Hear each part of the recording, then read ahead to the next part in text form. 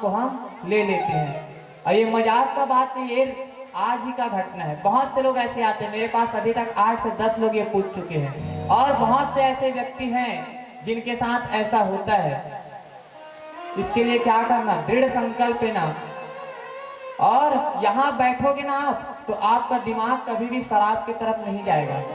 आपका दिमाग इस भागवत रूपी रस को पीने का मन करेगा, न कि शराब को। तो जब भी आपका मन करे, आप मोबाइल निकालना और भगवान के भजन सुनने लग जाना। या फिर आप क्या करना, जहाँ सत्संग हो रहा हो वहां चले जाना। जो अच्छा व्यक्ति है, जो धर्म अध्यात्म की बातें करता है, उसके पास चले जाना 2 मिनट के लिए, जब भी आपका मन करता है। लेकिन आप क्या करोगे, आपके मित्रों के पास जाओगे, तो वहां कभी मत जाना। दृढ़ संकल्प लो। और जैसे ही मन भटकने लगे तो कहाँ जाना, जो धर्म अध्यात्म की बात करता है उसके पास जाकर 2 मिनट खड़े हो जाना। आपका मन फिर से सही हो जाएगा। और दृढ़ संकल्प लेना कि अब मैं ऐसा नहीं करूंगा। धीरे धीरे दिन को निकालने का कोशिश करना। इसको एक चुनौती के रूप में लेना कि आज मुझे नहीं लेना।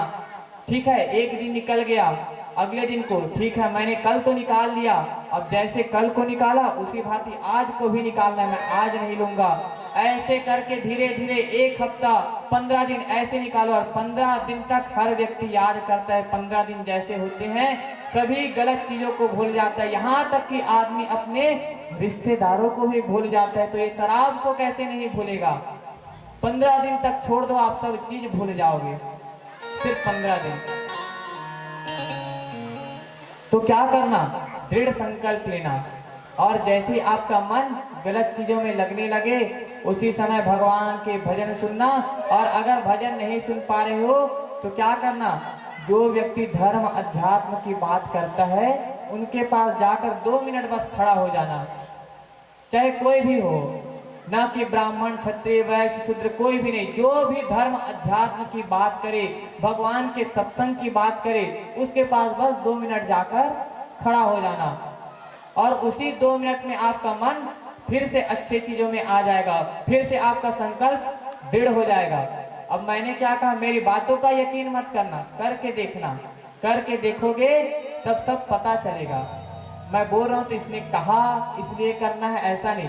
पहले खुद करके देखो और उसके बाद देखना होता कैसे नहीं।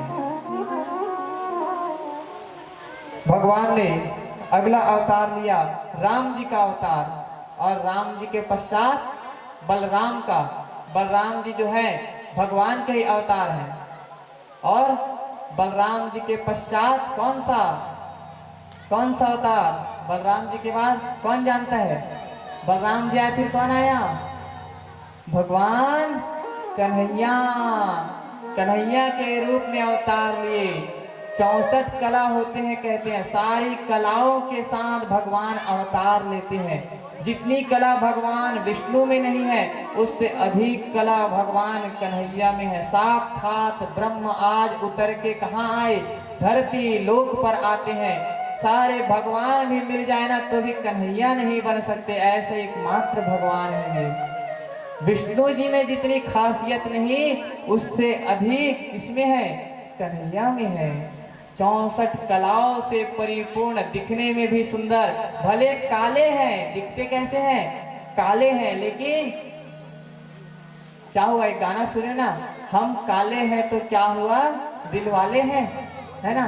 तो वैसे कौन है, कन्हैया है। काले हैं तो क्या हुआ, लेकिन जब देखते हैं ना तो ऐसे देखते हैं कि सभी लोगों का मन डोल जाता है। देखो कितने सुंदर लग रहे हैं, कैसे सजे हैं भगवान।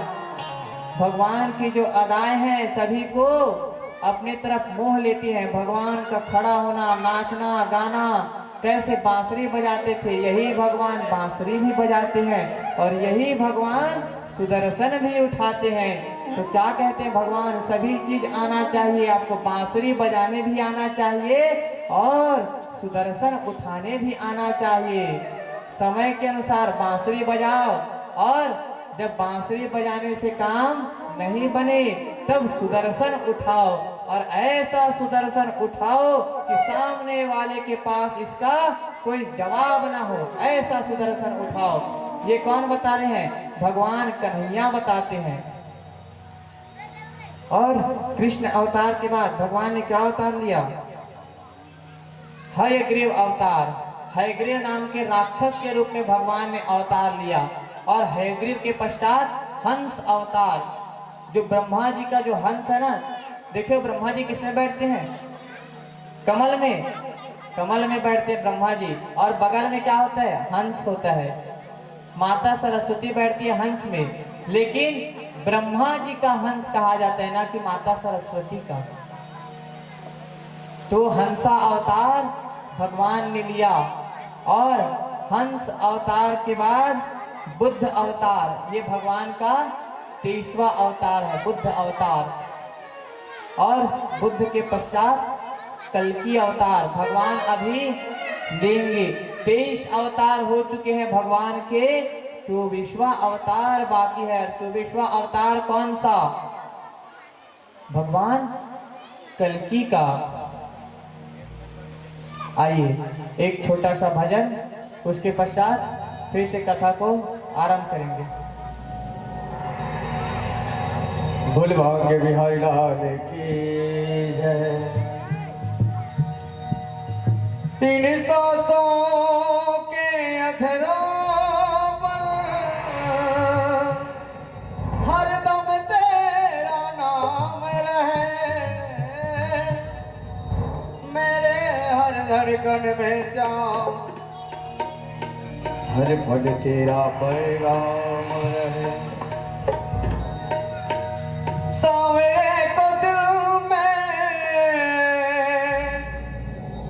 बसा कर तो देखो, दुनिया से मन को हटा कर तो देखो।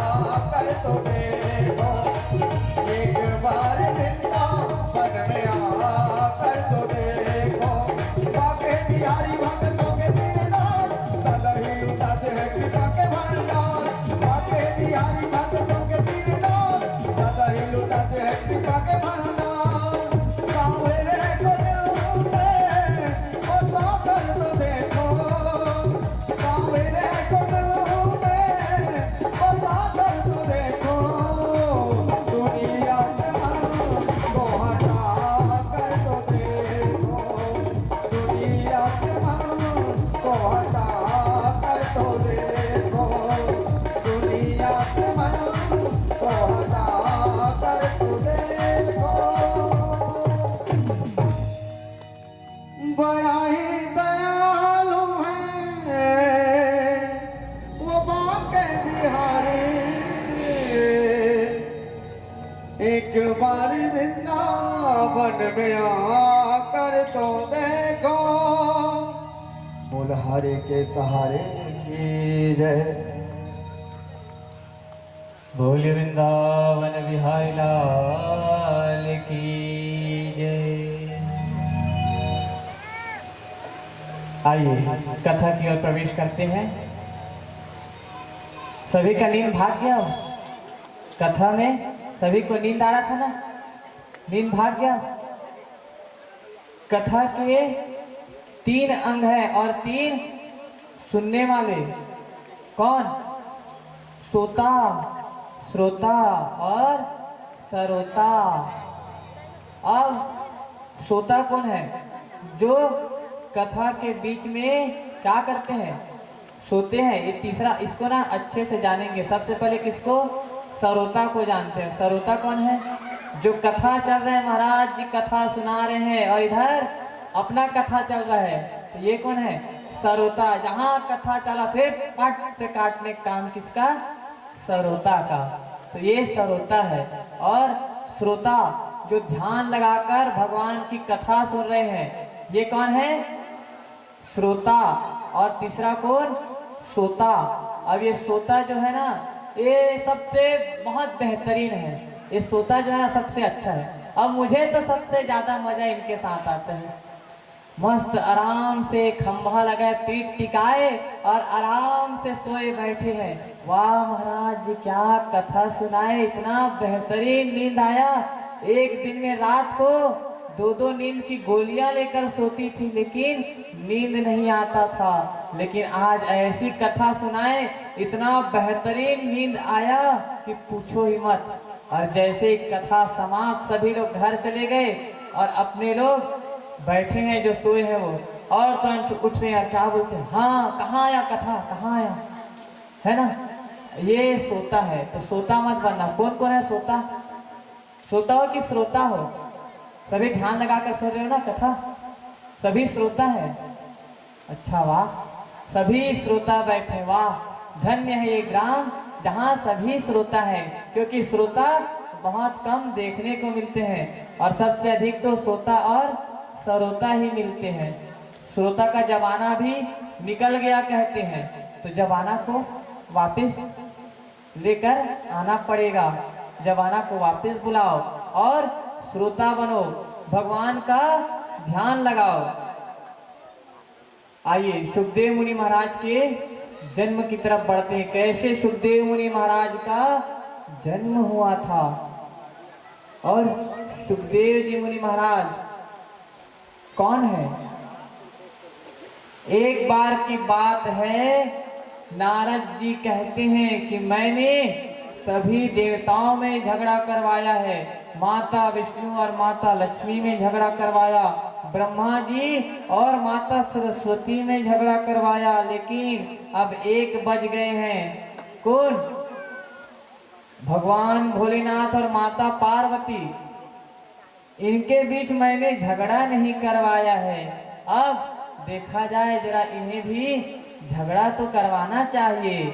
और नारद जी अब कहाँ जाते हैं? कैलाश पर्वत निकल जाते हैं और क्या कहते हैं कि जैसे ही कैलाश पर्वत में पहुंचे और बता रहे हैं कि हे माता, कि आपने बहुत ही बढ़िया लड्डू बनाए हैं, है ना? लड्डू बनाए हैं कहते हैं। और कहते हैं, अब लड्डू खाते खाते बोल रहे हैं कि आपको भगवान शंकर ने कुछ नहीं बताया, लगता है वो आपसे प्रेम नहीं करते। अगर आपसे प्रेम करते तो सब कुछ बताते, और जो प्रेम करता है वो तो हर एक चीज बता देता है। माता पार्वती कहती है भगवान शंकर मुझसे इतना प्रेम करते हैं कि मुझे तो गुरु मंत्र तक बता देते हैं। गुरु मंत्र जो है वो भी बता देते हैं। कहते हैं कि गुरु मंत्र को किसी को नहीं बताना चाहिए, अपनी पत्नी को भी नहीं बताना चाहिए। गुरु जो मंत्र दे उसे कभी किसी को ना बताए। लेकिन माता पार्वती कहते कि भगवान भोलेनाथ तो मुझे गुरु मंत्र भी बता दिए हैं, तो नारद जी आप कैसे कह सकते हैं कि भगवान भोलेनाथ मुझसे प्रेम नहीं करते और सारी बातें छिपाते हैं।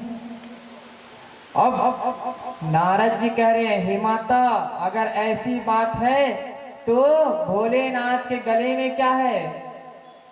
मुंडों की माला धारण किए हैं। वह किनके मुंड है आप बता दो तो मैं जान जाऊं। अब माता पार्वती कहती अरे ठीक बोल रहे हो, मैंने तो इसके बारे में पता ही नहीं किया और न ही भगवान भोलेनाथ ने मुझे कुछ बताया है।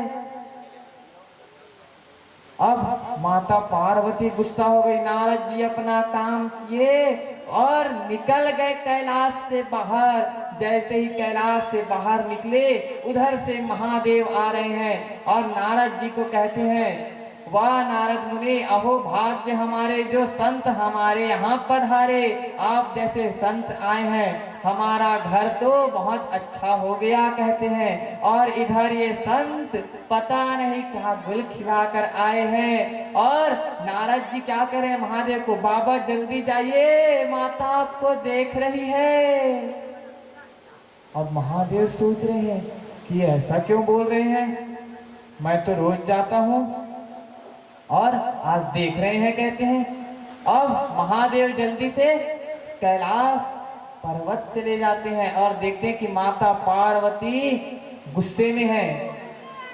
तो क्या कहती है माता पार्वती? भोलेनाथ को कहते हैं कि हे भोलेनाथ आप ढोंगी हो। भगवान भोलेनाथ सोच रहे मैं ढोंगी? मैं ढोंगी कैसे हुआ? अब मैं किया क्या हूं जो ढोंगी हो जाऊं?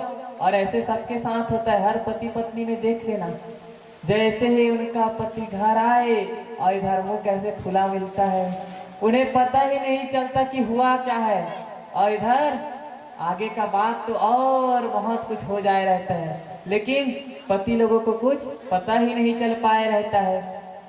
अब भगवान भोलेनाथ कहते हैं मैं आपको सब चीज बताता हूँ, तो मैं ढोंगी कैसे हुआ? तो माता पार्वती कहती है क्या कि आपने जो मुंड की माला पहनी हुई है इसे तो आपने नहीं बताया। तो भगवान भोलेनाथ कहते हैं कि मैं एक अमर कथा सुनता हूँ। अब अमर कथा क्यों सुनता हूँ? क्यों सुने अमर कथा? जो मुंडों की माला जो है वो किसके हैं? आपके हैं कहते हैं। कौन? भगवान भोलेनाथ। ये मुंड की माला किसकी है? आप ही की है देवी। अब कैसे? आप जितने बार शरीर का त्याग की, मैंने हर बार आपके मुंडों की माला बनाकर पहन ली कहते हैं, और मुंडों की माला बनाकर पहनी वही माला मेरे गले में है। तो माता पार्वती पूछती है तो मैं ही क्यों बार बार मरती हूँ, आप क्यों नहीं? अब भगवान भोलेनाथ कह रहे मैंने अमर कथा सुनी हुई है। अब माता पार्वती कहिए अच्छा तब तो आप महाढोंगी हुए। आप ढोंगी नहीं, आप महाढोंगी है। मैं बस मरती हूँ, आप नहीं। अब ऐसी कौन सी अमर कथा है मुझे नहीं सुनाए? तब भगवान भोलेनाथ कहते हैं अच्छा ठीक है, मैं आपको अमर कथा सुनाता हूँ। तब कहाँ जाते हैं अमर कथा सुनाने?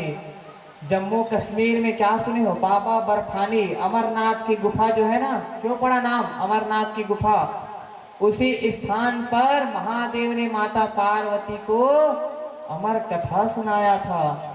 और जैसे अमर कथा सुनाने लगते हैं चारों तरफ देखते हैं कि कोई है तो थोड़ी कोई अमर कथा को सुन ना ले। भगवान भोलेनाथ देख रहे हैं, चारों तरफ चक्कर लगाकर आ गए। वहां एक सूक का अंडा था, है ना, सूक का अंडा था। अब वह अंडा अभी निकला नहीं था बाहर, उससे जीव नहीं निकला था। तो भोलेनाथ देखते हैं यहाँ तो कुछ नहीं है और निरीक्षण करके आ गए। उसके पश्चात भगवान भोलेनाथ जो है माता को कथा सुनाते हैं और जैसे ही कथा सुनाने लगते हैं उसी बीच क्या होता है, वह अंडा फूट जाता है और उससे एक सूक निकलता है। सूक को सुखदेव मुनि महाराज तोते के रूप में है सुखदेव मुनि, और वह सुख जो है अमर कथा सुन रहा है। भगवान भोलेनाथ सुना रहे, और जैसे आप लोग का नींद लगता है ना कथा सुनते हुए, वैसे ही माता पार्वती को नींद आ जाता है। भगवान भोलेनाथ आंख बंद करके कथा सुनाते हैं और माता पार्वती को कहते हैं आप हूँ ऐसे बोलते जाना, हुकारू भरते जाना, तब मैं आपको कथा सुनाऊंगा। अब भगवान भोलेनाथ चालू तो कर दिए, माता कुछ अध्याय सुने, फिर उनका नींद लग गया। अब उसके बाद भी हूँ ऐसा आवाज आ रहा है। अब हुकारू कौन दे रहा है? अब भगवान भोलेनाथ तो आंख बंद करके कथा सुना रहे हैं। थोड़ी देर बाद जब कथा समाप्त होती है तो माता पार्वती उठती है और कहती है हाँ प्रभु आगे सुनाइए, आगे क्या हुआ, आगे क्या हुआ। वाह, आप लोग भी उठे नहीं? हाँ आगे क्या हुआ, बताओ बताओ बताओ। और इधर कथा समाप्त, महाराज कहाँ जनवासा में पहुंच गए, अब बाकी लोग बैठे, हाँ आप सुनाओ, कथा सुना, हाँ कहाँ पहुंचे कहाँ पहुंचे। तो माता पार्वती के साथ भी होता है। तब भगवान भोलेनाथ कहते हैं कि माता पार्वती ऐसा पूछ रही है, मतलब ये सो गई थी, और अगर ये सो गई थी तो कथा कौन सुन रहा था और ये हुकारू कौन दे रहा था। अब भगवान भोलेनाथ त्रिशूल लेकर निकले हैं। जिन्होंने भी इस कथा को सुना है छिपके, उनको मैं मार दूंगा। अब क्यों मार दूंगा कहते हैं? ऐसे नहीं मारते, कथा सुनना कोई बुरी बात नहीं है, लेकिन सुखदेव मुनि महाराज में जो थे ना, वो व्यास गद्दी के पीछे से कथा सुने, और व्यास गद्दी के पीछे से कभी भी कथा श्रवण नहीं करना चाहिए, इससे दोष लगता है। तो भगवान भोलेनाथ इस वजह से त्रिशूल लेकर निकलते हैं और सुखदेव मुनि महाराज को मारने के लिए दौड़ाते हैं। और जैसे ही दौड़ाने लगते हैं, सुखदेव मुनि महाराज भागते हैं और वहां से कहां चले जाते हैं? वेद व्यास जी के पत्नी के मुख से वो जम्हाई लेने के लिए मुख खोलती है, वहां से अंदर चले जाते हैं और उनके गर्भ में चले जाते हैं। कौन? सुखदेव मुनि महाराज। 12 वर्ष हो जाते हैं लेकिन बाहर नहीं आते। जब भगवान विष्णु से वेद व्यास जी विनती करते हैं कि हे भगवान आप इन्हें कहिए कि ये बाहर आए, तब भगवान विष्णु स्वयं चलकर आते हैं और सुखदेव मुनि महाराज को कहते हैं कि आप बाहर आ जाइए, वेद व्यास जी की पत्नी को तकलीफ हो रहा है, आप बाहर आ जाइए। 12 वर्ष तक गर्भ में थे। सुखदेव मुनि महाराज कहते हैं हम बाहर नहीं आएंगे। क्यों? जैसे ही मैं बाहर आया तो आपकी जो माया है मुझे पकड़ लेगी, ये काम क्रोध लोभ मोह मद माया ये हमें जकड़ लेंगी। ऐसा किसने कहा? सुखदेव मुनि महाराज ने कहा मैं बाहर नहीं आऊंगा। तब भगवान विष्णु कहते हैं क्या कि तुम्हें कभी भी मेरी माया नहीं सताएगी, तुम बाहर आओ। तब सुखदेव मुनि महाराज वेद व्यास जी की उनकी पत्नी के गर्भ से बाहर निकलते हैं और बाहर निकलते ही तुरंत संन्यास लेने के लिए निकल जाते हैं। सोचो 12 वर्ष के हैं और जैसे ही गर्भ से बाहर निकले संन्यास लेने के लिए चले जाते हैं। अब वेद व्यास जी देख रहे हैं अभी तो मेरा पुत्र छोटा है, ना ही इसका उपनयन संस्कार, उपनयन अर्थात जनेऊ संस्कार, और ना ही इसका हुआ है दीक्षा संस्कार। अच्छा एक और बात है, दीक्षा संस्कार कल सुबह 9 बजे होना है, कल सुबह 9 बजे दीक्षा संस्कार होना है। बहुत से लोग दीक्षा लेने के लिए आने वाले हैं, तो जिन किसी को भी दीक्षा लेना है वह सुबह 9 बजे पहुंचेंगे। और दीक्षा वही लोग लेंगे जिनके मन में श्रद्धा हो और जो भगवान का भजन करता हो, उन्हें भाव से पूजता हो। ये नहीं कि सिर्फ कान फुकवाना है, आज का पाप कट गया, ऐसे वाला नहीं। ऐसे लोगों को दीक्षा के अधिकारी नहीं है वो। एक बार आप दीक्षा ले लिए तो उसके पश्चात जैसा नियम है वैसा करना पड़ता है। अब नियम क्या है, बराबर आपको एक चीज का त्याग करना पड़ेगा, त्यागना पड़ेगा आपको एक चीज, त्यागोगे तब आपकी दीक्षा पूरी होगी। और सत्य के मार्ग में चलना पड़ेगा, कभी किसी से कपट का भाव नहीं रखना है, तब आप लोग दीक्षा लेने के अधिकारी हैं, अन्यथा नहीं। तो जिन्हें भी दीक्षा लेना है ऐसा भाव जो रखेगा वही लोग केवल दीक्षा ले। आप कान फुकवाना नहीं चाहते, कोई बात नहीं, कान फुकवाने का कोई नेम नहीं है ना।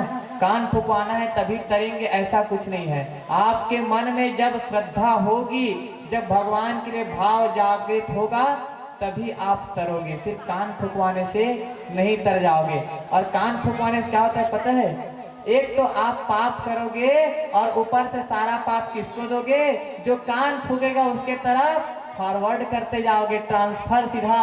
हाँ, तो क्यों कान फूके, आपके पाप लेने के लिए। हाँ, तो आपके पुण्य भी देते जाओ, पाप बस को क्यों दोगे। तो पुण्य का कार्य करो। अच्छा ठीक है, पुण्य आप लोग रख लेना, लेकिन पुण्य तो करो। पाप देने के लिए दीक्षा मत लेना, नहीं तो सारा पाप हमारे पास ही आ जाएगा। तो ऐसा दीक्षा मत लेना।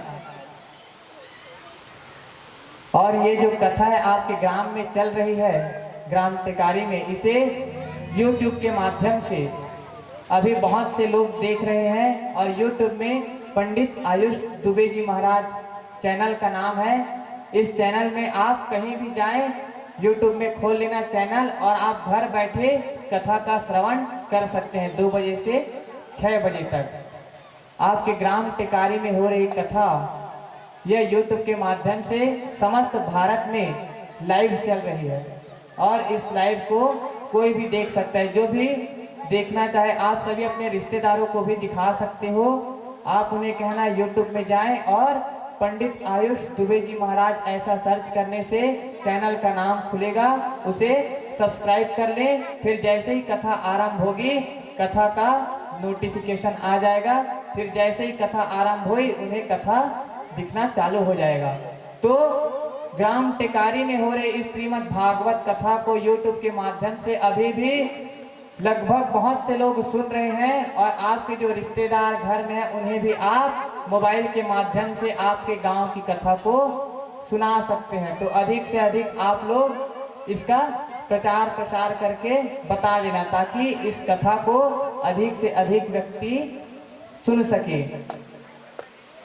तो इस प्रकार वेद व्यास जी सोच रहे हैं, ना इसका दीक्षा हुआ और ना ही उपनयन संस्कार हुआ, फिर भी वन को निकल गए 12 वर्ष के सुखदेव मुनि महाराज। और जैसे ही वन को जाते हैं, वेद व्यास जी सोच रहे हैं कि इन्हें वापस कैसे बुलाऊं, कैसे वापस लाऊं। अब वापस बुलाने के लिए क्या करते हैं पता है, अपने शिष्यों को, जो उनके शिष्य है ना वेद व्यास जी के, उन्हें कहते हैं कि आप जाओ और सुखदेव मुनि महाराज को श्रीमद् भागवत का रसपान कराना, उन्हें श्रीमद् भागवत के श्लोक को सुनाओ। जैसे ही वो भागवत के श्लोक को सुनेंगे, वो वापस आ जाएंगे। अब वेद व्यास जी के शिष्य निकलते हैं जहां सुखदेव मुनि महाराज आसन जमाकर वन में बैठे हुए हैं, और वहां जाकर श्लोक को कहते हैं। अब कौन सा श्लोक कहते हैं, कहते हैं उनके शिष्य, बरहा पीड़म नटवर वपु कर्णयो कर्णिकारकम बिभ्रतवासं कनक कपीशं वैजयंती चमालाम। अब इतना कहकर रुक जाते हैं। वेद व्यास जी ने कहा था आधा श्लोक बोलना, पूरा मत बोलना। सुखदेव मुनि महाराज उठते हैं, ध्यान उनका हटता है, ध्यान लगाकर बैठे थे ना, इस आधे श्लोक को सुन के उनका ध्यान हटा और वेद व्यास जी के शिष्यों से पूछते हैं कि हे शिष्यों, आप बताओ कि ये श्लोक कहाँ लिखा है, मुझे इसके बारे में और जानना है और सुनना है, इसे बताओ कहते हैं। तब वेद व्यास जी के शिष्य क्या कहते हैं कि अगर आपको पूरा श्लोक सुनना है तो आपको आपके पिता के पास जाना पड़ेगा। वेद व्यास जी ने इनकी रचना की है, इसे पूरा सुनना है तो आप उनके पास जाइए। सुखदेव मुनि महाराज को फर्क नहीं पड़ता, फिर से ध्यान लगाकर बैठ जाते हैं और उनके शिष्य आते हैं और वेद व्यास जी को बताते हैं कि हमने आधा श्लोक सुनाया लेकिन उनके ऊपर असर नहीं हुआ, वह फिर से ध्यान में बैठ गए। तब वेद व्यास जी कहते हैं अच्छा ठीक है, अब जाओ और एक और श्लोक सुनाना। अब एक और श्लोक क्या है, अहो बकीयम मिष्टं कालकूटम जिघांशया पायदव्यसाध्वी। ये आधा श्लोक बोले फिर रुक गए। अब सुखदेव मुनि महाराज उठते हैं और पूछते हैं कि ये श्लोक किसमें लिखा है, अब तो मुझे जानना है। अब पहला श्लोक था, उसका अर्थ क्या था, बरहा पीड़म नटवर वपु। अब बरहा पीड़ा मतलब वो जंगल में रहता वाला बरहा नहीं भाई, बरहा मतलब दूसरे के दर्द को दूर करने वाला। तो सभी ऐसे वो भगवान जो सभी के दुख को दूर कर ले। नटवर वपु, नटवर वपु कौन, जो सभी को अपने इशारों पर नचाए। और कर्णयो कर्णिकारकम, जिनके कान में क्या है, कर्ण में छेद है और उसमें क्या पहने हुए हैं, कुंडल पहने हुए हैं, ऐसे हैं भगवान। वैजंती माला धारण करने वाले। इतना बोले तो फर्क नहीं पड़ा उन्हें कि भगवान ऐसे दिखते हैं। अब सुखदेव मुनि महाराज सोचते थे कि मुझे सकाम ब्रह्म और निष्काम ब्रह्म, निर्गुण और सगुण है ना, तो निर्गुण ब्रह्म को मारने वाले कौन, सुखदेव मुनि महाराज। निर्गुण ब्रह्म अर्थात ओम की उपासना करनी है, ब्रह्म में जाकर मिल जाना है, योग के माध्यम से, समाधि के माध्यम से वहां पहुंच जाएंगे। लेकिन भक्त ऐसा नहीं करते। भक्त क्या करते हैं, हम भगवान की सेवा करके वहां तक पहुंच जाएंगे, हमें कोई ना योग करने की आवश्यकता और न ही ध्यान करने की आवश्यकता, नहीं सालों साल तक वहां कहीं ध्यान लगाकर बैठने की आवश्यकता। बस भगवान का ध्यान करो, 2 मिनट के ध्यान में ही भगवान प्रसन्न हो जाते हैं। लेकिन हमसे 2 मिनट का भी ध्यान नहीं होता। आप ध्यान लगाकर बैठोगे ना, देखना उन 2 मिनट में सारे घर के सारे बातें याद आ जाएंगे, लेकिन भगवान याद नहीं आएंगे। देख लेना, 2 मिनट आंख बंद करके बैठो, सारे घर के टेंशन याद आ जाएंगे, लेकिन भगवान याद नहीं आएंगे। तो जिस दिन भगवान याद आ गए, जिस दिन आपके स्वप्न में भगवान आ गए, आप जान लेना कि साक्षात भगवान का दर्शन हो गया। भगवान तो स्वप्न में भी दिखाई नहीं देते, और जिनके स्वप्न में भगवान दिखाई दिए तो आप जान लेना कि हाँ, हमने भगवान के दर्शन किए हैं। क्योंकि भगवान के दर्शन ऐसे होते नहीं। क्या किसी ने किया आज तक भगवान के दर्शन स्वप्न में किया? देखो, स्वप्न में भगवान के दर्शन किया है तो कैसे, जिनके स्वप्न में भगवान आ गए तो आप जान लेना कि हाँ, मैंने भगवान को आज देख लिया। क्योंकि भगवान को किसी ने नहीं देखा। भगवान की हमने मूर्ति देखी, उनके चित्र देखे, लेकिन भगवान को नहीं देखी। जिनकी प्रतिमा इतनी सुंदर है, जिनकी फोटो इतनी सुंदर है, सोचो वो भगवान कितने सुंदर होंगे। अब उन भगवान को आप देख लोगे तो सोचो, ये ऐसे इनकी प्रतिमा है भगवान की, इतने सुंदर लग रहे हैं। अब प्रतिमा जिनकी इतनी सुंदर है तो सोचो ये कन्हैया कितने सुंदर होंगे।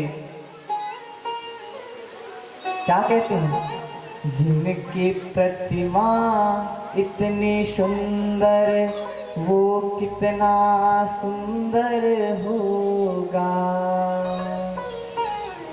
है ना। जिनकी प्रतिमा इतनी सुंदर है वो भगवान कितने सुंदर होंगे।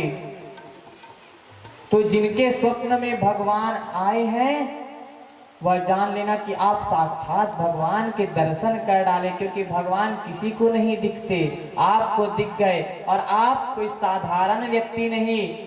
क्यों? क्योंकि आपको भगवान ने दर्शन दिया। स्वप्न में आए तब भी आपने उन्हें देख तो लिया। और कई बार क्या होता है पता है, स्वप्न में भगवान आएंगे लेकिन उनका चेहरा नहीं दिखता।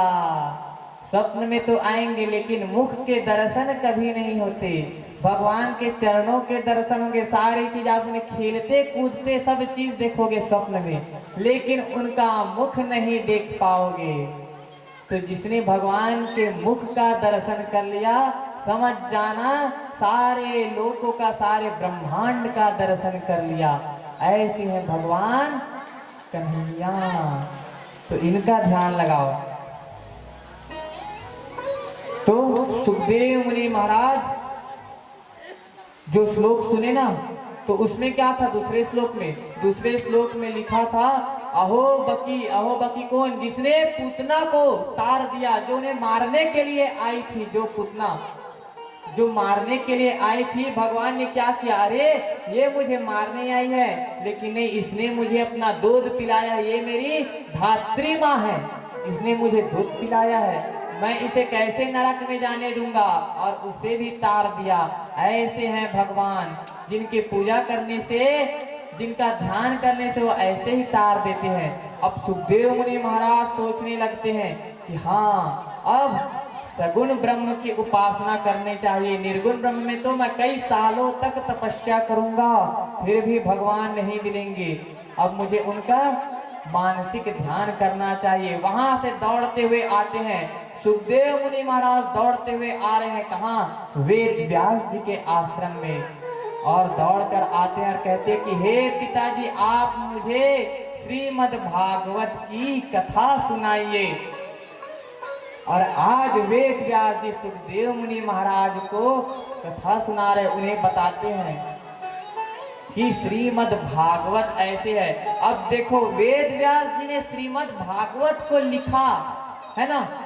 श्रीमद् भागवत को किसने लिखा? वेद व्यास जी ने। और लिखने के बाद भी नहीं समझ पाए, और सुखदेव मुनि महाराज ने एक बार सुना और एक ही बार में सब कुछ समझ गए। जब महाराज परीक्षित को कथा सुनाने जाते हैं, कौन? सुखदेव मुनि महाराज, तब वेद व्यास जी दंडवत प्रणाम करते हैं सुखदेव मुनि महाराज अपने पुत्र को। क्यों? क्योंकि जिसमें मैंने लिखा, इसने उसको पाया, और मुझसे बड़ा ज्ञानी कौन हुआ? सुखदेव मुनि महाराज वेद व्यास जी से बड़े ज्ञानी हुए। तो ज्ञान के आगे बड़े से बड़ा व्यक्ति शीश झुका देता है। ऐसे हैं सुखदेव मुनि महाराज। आइए एक भजन लेते हैं, फिर कथा में आगे बढ़ेंगे।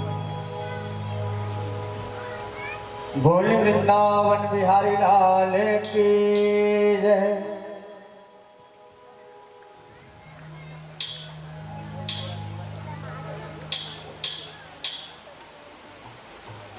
बोले वृंदावन बिहारी लाल की जय।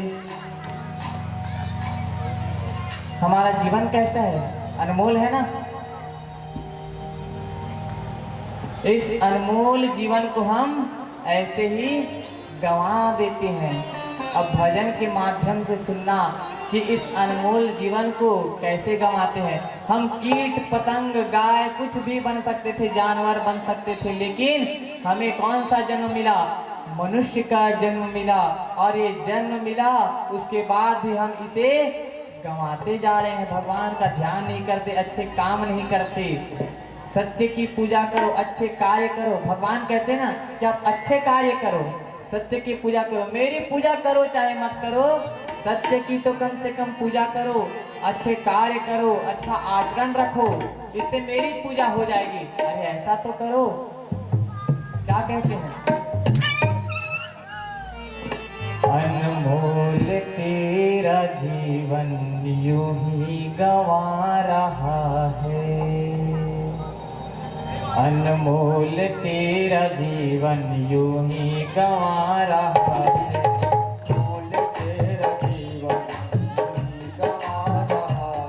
अनमोल तेरा जीवन यूं ही गंवा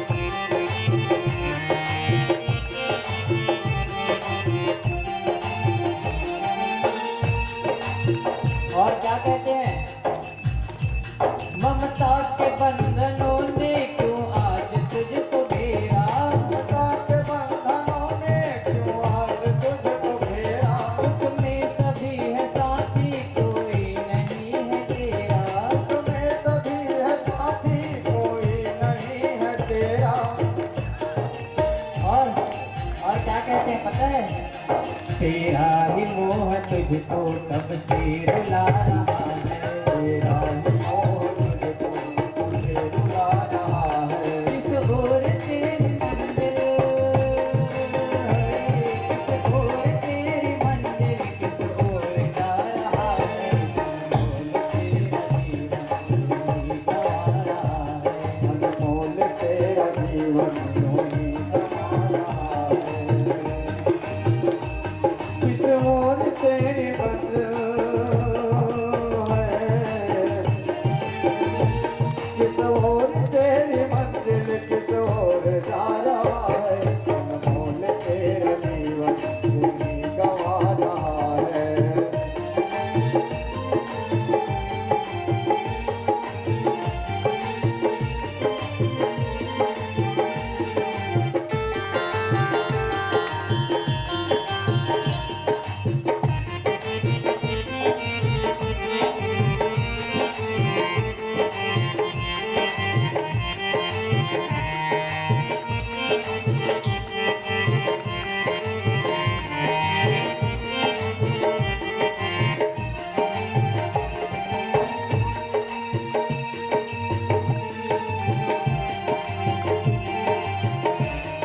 अनमोल तेरा जीवन यूं ही गवा रहा है। अनमोल तेरा जीवन यूं ही गवा रहा है। अनमोल तेरा जीवन यूं ही गवा रहा है। अनमोल तेरा जीवन यूं ही गवा रहा है। भूरि वृंदावन बिहारी लाल की जय। तो इस प्रकार से सुखदेव जी मुनि महाराज को वेद व्यास जी भागवत के बारे में बताते हैं और अपना लिखा हुआ उन्हें देते हैं। और जैसे ही पकड़े जाके श्रीमद् भागवत महापुराण को सुखदेव मुनि महाराज किसमें रखते हैं, अपने सर पर रखते हैं और सर पर रखे हुए घूमते रहते हैं और भागवत का प्रचार करते हैं। अपने सर से कभी नहीं उतारते, अपने सर में ही रखे रहते श्रीमद् भागवत महापुराण को। इसलिए हम जब यहाँ लाते हैं ना तो क्या करते हैं, श्रीमद् भागवत महापुराण को कहाँ रखते हैं, सर पर उठा कर लाते हैं सम्मान के साथ। ये है श्रीमद् भागवत की महिमा। तो श्रीमद् भागवत को जिसने सर पर रखा ना वो तर गया, कहते हैं। सुखदेव मुनि महाराज ने अपने सर पर रखा, उनको इतना ज्ञान हुआ जितना वेद व्यास जी को नहीं हुआ। वेद व्यास जी ने कभी अपने सर पर श्रीमद् भागवत को नहीं रखा, लिख तो दिया लेकिन सर पर नहीं रखा।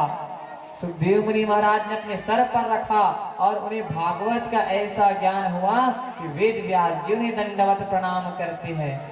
उसी प्रकार कहते हैं कि जो जो व्यक्ति श्रीमद् भागवत महापुराण को अपने सर पर ग्रहण करता है उनके ज्ञान में वृद्धि होती है। इसलिए आप लोग भी लाइन लगा रहे थे ना, जब बारात निकलते तो हम भी उठाएंगे, हम भी उठाएंगे, हमें भी अपने सर पर उठाना है। क्यों? क्योंकि श्रीमद् भागवत महापुराण को जो सर पर उठाता है उनके ज्ञान में वृद्धि होती है, वह भागवत को समझता है। उसके पश्चात की कथा है, अश्वस्थामा द्वारा द्रौपदी के पुत्रों को मारा जाना। द्रौपदी के कितने पुत्र? 5 पुत्र, 5 पांडवों के 5 पुत्र। और ये सारी कथा किसमें निकलती है? श्रीमद् भागवत में। और भागवत को कोई साधारण व्यक्ति करा भी नहीं सकता। क्यों नहीं करा सकता? अगर हर एक व्यक्ति भागवत को करा ले तो इनकी जो क्या है कद्र कहना चाहिए वो नहीं रहेगी, समझे? क्यों? क्योंकि जिसके पास अर्थ है अर्थात धन है वही व्यक्ति भागवत को नहीं करा सकता। जिनके पास धन है वो व्यक्ति भागवत को कराए, यह जरूरी नहीं है। धन तो बहुत से लोगों के पास है लेकिन वह कराते नहीं। क्यों? लेकिन गरीब से गरीब व्यक्ति भी भागवत को करा डालता है। और भागवत में धन लगता है ना, अर्थ लगता है, तन लगता है और मन लगता है। जिनका अर्थ, तन, धन और मन ये तीनों चीज लगा वही व्यक्ति श्रीमद् भागवत महापुराण का आयोजन करा पाता है। उसमें गरीब लगता है ना ही अमीर। गरीब से गरीब व्यक्ति के पास कहां से धन आएंगे आपको पता भी नहीं चलेगा। आप एक बार संकल्प लोगे, आपके पास कहां से धन आएगा आपको पता नहीं चलेगा। बस दृढ़ संकल्प की आवश्यकता है। आपके मन में श्रद्धा होना चाहिए कि मैं एक बार श्रीमद् भागवत महापुराण की कथा को कराऊंगा या कराऊंगे, और आप निश्चित रूप से करा लोगे। ये नहीं कि मेरे पास धन नहीं है तो मैं नहीं करा पाऊंगा। धन के रहने से कभी कोई व्यक्ति इस कथा का रसपान नहीं कर सकता। जिनके पास धन है वह कभी कुछ ज्ञान नहीं ले पाता। जो अपने सारी चीजों को छोड़ता है, धन को छोड़ता है, तन को छोड़ता है और मन को छोड़ता है, वही व्यक्ति श्रीमद् भागवत महापुराण को सुनता है। बड़े से बड़ा व्यक्ति चाहे कोई हो, सारे चीजों को छोड़ दे, क्या करेगा? श्रीमद् भागवत का आयोजन करा पाएगा। और आप सभी जानते हैं ना श्रीमद् भागवत महापुराण की महिमा को, सभी जान रहे हैं। एक बार होता क्या है, एक पंडित जी थे, वह कहाँ जाते हैं? काशी जाते हैं। क्या करने? श्रीमद् भागवत महापुराण को सीखने के लिए कहाँ जाते हैं? काशी। अब काशी गए बेचारे, 8-10 साल रहे काशी में और श्रीमद् भागवत महापुराण को सुनते हैं और सीखते हैं। अब वापस आए काशी से और मन में सोचते हुए आ रहे हैं, अब मैं श्रीमद् भागवत महापुराण को सुनाऊंगा सबको, इनकी कथा को बांटूंगा, सब चीज को सिखाऊंगा। सोचते हुए काशी से आ रहे हैं, किसमें? ट्रेन में। एक स्टेशन आया, उतर के देखते हैं कि कुछ फल खा लूं। अब संत है बेचारे, फल खा लो, कुछ लहसुन प्याज कुछ इधर उधर कुछ नहीं खाते। फल खाने के लिए जैसे ही देखते हैं पैसा निकालूंगा, इधर से हाथ डाला ऐसे और जेब से इस पार निकल जाता है हाथ। और जैसे इस पार निकला सोचते हैं अरे मैं तो इतना धन रखा था, मेरा धन कहाँ गया? जेब कतरे आए और क्या किया? चोरी करके ले गए उनका धन को। अब टीटी आता है, उसको वहीं पे उतार देता है कि तुम उतरो यहीं, तुम्हारे पास टिकट नहीं है, तुम आगे नहीं जा सकते, नहीं तुम्हारे पास पैसा है, तो यहीं उतरना पड़ेगा इस स्टेशन में। उतार देता है। अब बेचारे महात्मा वहीं उतर जाते हैं। और एक गांव था, वह गांव जो है बहुत ही अशिक्षित गांव था, वहां कुछ नहीं जानते थे, कोई व्यक्ति कुछ नहीं जानता था। उस गांव में जाते हैं और जाकर क्या कहते हैं पता है? गांव के पुरोहित को कहते हैं, सभी गांव में पुरोहित होता है ना, तो गांव के पुरोहित को कह रहे हैं कि मैं श्रीमद् भागवत की कथा कहता हूँ, मैं कथा कहने वाला हूँ, कथाकार हूँ कहते हैं। अब पुरोहित जो है क्या कहता है पता है? ये क्या है भागवत? हमने तो आज तक नहीं सुना भागवत, जाओ भगो यहाँ से। ऐसा कहता है, जाओ भगो, हम नहीं जानते कोई भागवत वागवत क्या होता है ये। तो क्या कहते हैं बेचारे पता है महात्मा जी? अरे आप पुरोहित हैं, हम भी ब्राह्मण, तुम भी ब्राह्मण, एक दूसरे की मदद नहीं करोगे तो कौन करेगा? तो कहते हैं बेचारे पुरोहित जी अब जैसे तैसे मन लगाए, मन तो लगे नहीं, कहां से आ गया, मन लग नहीं रहा, लेकिन फिर भी चलो बोल दिया तो कर लेते हैं। तो क्या कहते हैं महात्मा जी? आप गांव के ऐसे व्यक्ति को कहना, गांव के पटेल को कहना, पहले सरपंच नहीं होता था, गांव के पटेल होते थे, और अशिक्षित गांव में अभी भी पटेल ही होते हैं, सरपंच नहीं होता, वहां चुनाव नहीं होता। जो पुराने जहां आज तक बिजली पानी नहीं पहुंचा ऐसे गांव में, तो गांव के पटेल को कहना कि भागवत कराए, मैं भागवत कथा करूंगा। आप लोग भी भागवत करा रहे ना, तो गांव के पटेल को बोलना भागवत कराने। अब पुरोहित जी एक तो ऐसे उनका माथा गरम कि एक तो सुबह सुबह कहां से आ गए और फिर ऐसा वैसा बोलने को कहते हैं। भागवत क्या होता है जानते नहीं, भागवत भागवत लगा के रखे हैं, क्या है ये भागवत? अब जैसे ही निकले पुरोहित जी, जाके कहते हैं पटेल को, पटेल साहब, पटेल साहब, चिल्ला रहे हैं, चिल्लाते हुए जाते हैं और वहां जाकर चिल्लाते हैं। एक व्यक्ति आया है, कहता है कि मैं भागवत कहता हूं, आप भागवत की कथा कराइए। अब पटेल जो है कहते हैं ये क्या होता है, भागवत भागवत हम नहीं जानते, ये भागवत हमें नहीं कराना, क्या है ये भागवत। अब वही उनके बच्चे जो हैं, पटेल के बच्चे हैं दो छोटे छोटे, अब पुरोहित की बात को सुनकर रोने लग जाते हैं कि हमें भागवत देखना है, हमें भागवत देखना है। अब भागवत दिखता कैसे है, हमें भागवत देखना है। अब देखने के लिए तरस रहे हैं, अब रोने लग गए कि हमें भागवत देखना है, मतलब देखना है, आप हमें दिखाओ। अपने दादा को कह रहे हैं, दादा कौन, पटेल। तब पटेल साहब बोलते हैं कि हे पुरोहित जी जाओ और बुला लो उस महात्मा को, हमारे बच्चे जो हैं देखना चाहते, हमारे नाती पोते देखना चाहते भागवत दिखता कैसे है। आप लोग भी करते ना, अपने नाती पोते आ गए तो जो बोलेंगे ऐसा करोगे, हाँ आज ये खाना है, चिप्स खाना है, कुरकुरे खाना है, हाँ ला ला के दोगे, है ना। तो नाती और पोतों के लिए सबको प्रेम आता है। उसी प्रकार पटेल जी भी बोलते हैं पुरोहित को जाओ बुला कर लाओ। अब पुरोहित दौड़ते दौड़ते आ रहे हैं, आके उसे कहते हैं, महात्मा को कह रहे हैं कि पटेल साहब ने आपको बुलाया है, वह भागवत देखना चाहते हैं। अब इधर महात्मा जी सुना रहे हैं, अरे उसके लिए स्नान करना पड़ता है, मंगलाचरण करना होता है। अब पुरोहित क्या करे, हम कोई नहीं जानते मंगलाचरण, जैसे तैसे चलो चलो चलो। अब महात्मा जो समझ गए ये मूर्खों का गांव है, यहाँ सब मूर्ख लोग भरे हैं, यहाँ कोई कुछ नहीं जानता, यहाँ तो नहाने भी नहीं दे रहे हैं, बिना नहाए चलो चलो चलो भागवत। अब बेचारे जैसे तैसे आचमन करते हैं, ओ पवित्रो आश्रय स्थान विवाह, ऐसे तैसे आचमन के चलो ऐसे ही आज शुद्धि कर लेते, नहाने तो आज मिलेगा नहीं। बेचारे शुद्धिकरण किए और भागवत पुराण को सर पे रखकर चले गए। अब पटेल के यहाँ पहुंचते हैं, अब पटेल जी खाना खाने गए हैं, पुरोहित कह रहे जल्दी खोलो बच्चे को देखना है। अब जैसे ही पता चला कि यहाँ भागवत दिखाने के लिए कोई आया है, और बाकी गांव के लोग भी इकट्ठा हो गए कि भागवत दिखाने के लिए आया है कोई, हमें भागवत देखना है, सब इकट्ठा हो गए। और पटेल साहब कहाँ गए, खाना खाने के लिए गए हैं, और एक शिला में बैठते थे, एक पत्थर में बैठते थे, पहले कुर्सी नहीं होता था तो एक पत्थर में बैठते थे पटेल साहब और सभा लगाते थे।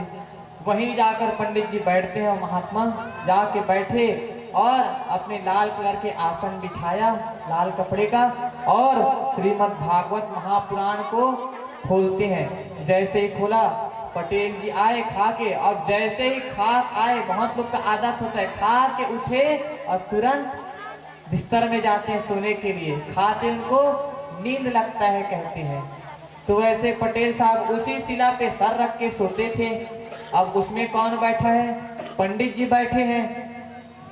पटेल साहब आए और पंडित जी के गोद में सर रख कर सो गए। अब यहाँ तक सोए वो तो ठीक है, अब जैसे तैसे बेचारे व्यासपीठ में बैठे कथा बोल रहे हैं, पटेल साहब सोए हुए हैं सर रख कर। अब सोए हैं वो ठीक है, अब उनका नाक चालो, सबका नाक बजता है कैसे, है ना, चालो सबका। तो पटेल साहब का नाक बजने चालो, अब इतना जोर जोर से नाक बजे कि पंडित जी का आवाज फीका पड़ जाए। तो इधर भागवत चालू ही नहीं हुआ, मंगलाचरण शुरू ही नहीं हुआ, उनका नाक बजने का चालू। अब पंडित जी गांव वाले से कह रहे, अरे भाई उठाओ इन्हें। अब सभी डरते हैं पटेल से, इतना नामी व्यक्ति कौन बोले, जो बोल दे उठ के एक तमाचा मार देंगे, तो कोई कुछ ना बोले।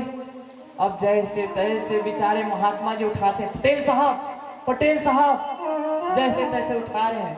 अब पटेल साहब उठे और उड़ते ही जोर से एक तमाचा पंडित जी को लगाते हैं, मेरा नींद खराब कर दिया। अब पंडित जी समझ गए, महात्मा समझ जाते हैं कि ये सब मूर्ख हैं, और बेचारे क्या करते, पुराण को रखते हैं लाल कपड़े में, फिर से बांधते हैं और खींच के जोर से पटेल साहब को एक झापड़ा लगाते हैं, और उसके बाद दोनों का युद्ध चालू। अब बाकी लोग देख रहे हैं, अरे अब भागवत चालू हुआ, भागवत अब चालू हो गया, अब चालू हुआ भागवत, अभी हुआ, अब मजा आएगा भागवत देखने में। अब दोनों लड़ते झगड़ते कहाँ जाते हैं, पहले धान रखने के लिए कुआं जैसे गड्ढा बनाए रहते थे, उस गड्ढे में जाकर गिर जाते हैं दोनों। अब पंडित जी इतने गुस्से में पटेल साहब को मारे जा रहे हैं, उठा उठा के मारे जा रहे हैं, जोर जोर से पटक पटक के मार रहे हैं। अब उस गड्ढे में गिर गए और गड्ढे में भी मार रहे हैं और उनके छाती में चढ़कर बैठ गए। अब उनकी पत्नी रोते हुए आती है, मेरे पतिदेव को छोड़ दो, छोड़ दीजिए महात्मा जी, मेरे पतिदेव को छोड़ दो, इसके बदले में जो लगेगा मैं दूंगी। तो पंडित जी कहते, अरे भागवत जिसके ऊपर चढ़ जाती है ना, इतनी आसानी से नहीं उतरती। अब वो तो जा रहे सब मूर्ख है यहाँ। भागवत जिसके ऊपर चढ़ गई तो इतनी आसानी से उतरती नहीं। तो क्या बोल रहे, उसकी पत्नी रोते, तो मुझे क्या करना होगा?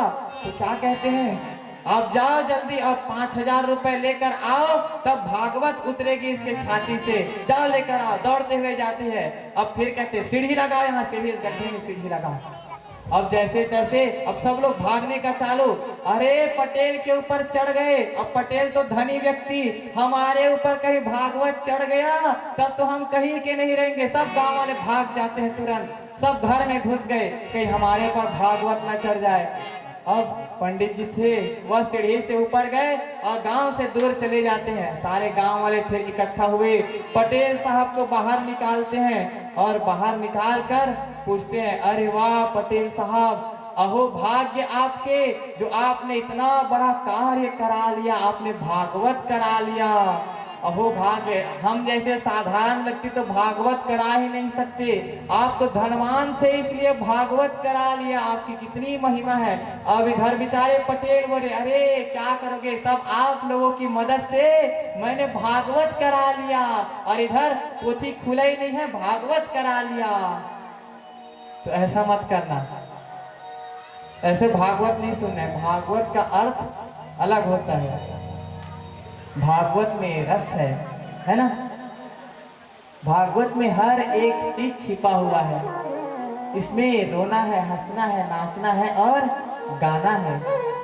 ये है भागवत। भगवान का ध्यान करना, अपना भाग्य उदित करना, ये है भागवत। तो ऐसे भागवत की कथा है। अब आगे जो है अश्वत्थामा जो है द्रौपदी के पुत्रों को मारने के लिए जाता है और द्रौपदी के 5 पुत्रों को मार देता है रात के समय। अब क्यों मारता है, कई जगह उल्लेख है, कई लोग कहते हैं कि उसने गलती से पांडव समझकर मार दिया, गलती से मारा। लेकिन नहीं, अश्वत्थामा क्या सोचता था पता है? अश्वत्थामा ये सोचता था कि इसके कुल में कोई दीपक जलाने वाला ना बचे, मैं सबको मार दूंगा, कोई दीपक जलाने वाला ना बचे इसके कुल के नाम से, इसका कुल मैं मिटा दूंगा, इसलिए मारा। और इधर दुर्योधन को पता चलता है तो दुर्योधन को भी बुरा लगता है कि हमारे कुल में कोई दीपक जलाने वाला नहीं बचेगा। 5 को मार दिया। द्रौपदी को जब पता चलता है तो वह रोने लगती है, फूट फूट कर रोती है द्रौपदी। और द्रौपदी जब रोती है उसी समय कौन आते हैं? भीमसेन आते हैं, अर्जुन आते हैं, भगवान कन्हैया आते हैं। तब भीमसेन कहते हैं मैं उस अश्वत्थामा को मार दूंगा। अर्जुन कहते हैं कि मैं उसे मारूंगा, आज तो वह जीवित नहीं बचेगा। तो भगवान कन्हैया देख रहे हैं, वह जानते हैं कि ऐसा कुछ नहीं होगा, वह देख रहे हैं। तो द्रौपदी क्या बोलती है? द्रौपदी कहती है कि जिस प्रकार मेरे पुत्र के मारे जाने से मुझे तकलीफ हो रहा है, उसी प्रकार अश्वत्थामा के मारे जाने से उनकी माता को भी तकलीफ होगा, तो आप इसे ना मारो। ये है भारत की स्त्री, अपना दुख झेल ले लेकिन दूसरे को दुख ना होने दे। ये है भारत की स्त्री, भारत की नारी है ये। अपना कितना भी दुख झेल लेगी लेकिन सामने वाले को कभी तकलीफ ना हो। ये आचरण है भारत के लोगों का। ऐसा आचरण लाओ।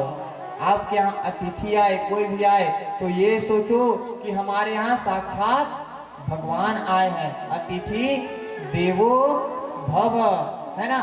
पता नहीं किस रूप में आकर नारायण मिल जाएंगे, पता नहीं भगवान ये रूप बदल कर आ गए होंगे।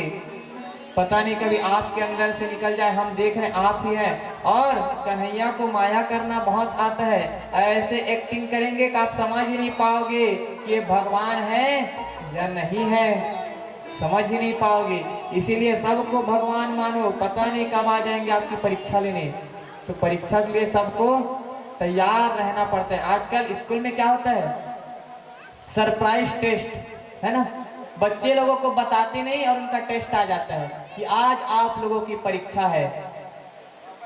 सभी स्कूलों में आजकल चालू हो गया सरप्राइज टेस्ट, उन्हें पता नहीं रहता। उसी प्रकार भगवान भी आकर कहीं आपको बोल दे सरप्राइज ऐसे करके, तो है ना, तो सभी को भगवान मानना, पता नहीं कब भगवान आ जाए, कभी सरप्राइज मत हो जाना भगवान से, है ना।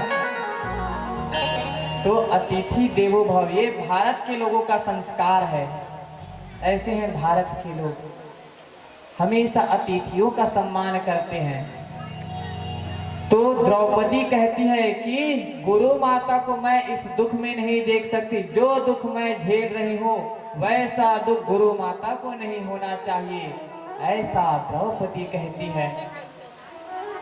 तब भगवान कन्हैया कहते हैं कि ब्राह्मण की मृत्यु कैसे होती है, उनका मान मर्दन कर दो, उनका मर्दन नहीं करना, मान मर्दन कर देना।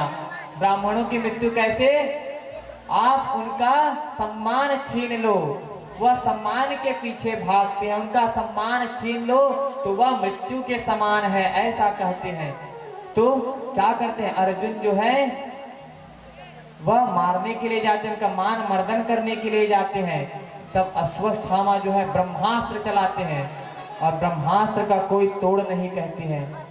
तब भगवान कन्हैया कहते हैं कि हे अर्जुन, तुम भी ब्रह्मास्त्र चलाओ, ब्रह्मास्त्र को ब्रह्मास्त्र से काटो, समय के अनुसार चलना पड़ता है। सामने वाला डंडे से मारे तो तुम भी उसे डंडे से मारो, सामने वाला बंदूक उठाए तो तुम भी बंदूक उठाओ, ऐसा भगवान कहते हैं। सामने वाला सीधे बात करे तो तुम भी सीधे बात करो, जैसा आचरण जो करता है उसके साथ वैसा आचरण करना चाहिए, तभी सामने वाला व्यक्ति सुधरता है।